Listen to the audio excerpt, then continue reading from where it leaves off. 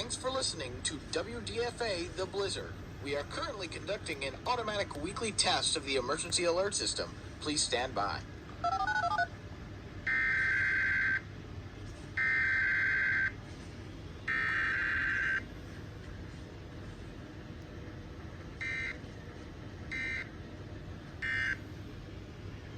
The preceding set of tones were an automated weekly test of the emergency alert system on WDFA. This test is conducted every Saturday at 12 p.m. in coordination with the Olive Branch Weekly Siren Test. WDFA serves the Memphis metropolitan area, as well as the entire United States via IPAWS Common Alert Protocol and other portions of the United States via the Internet Alert Relay Network. This concludes this test of the emergency alert system. We now return to regular programming.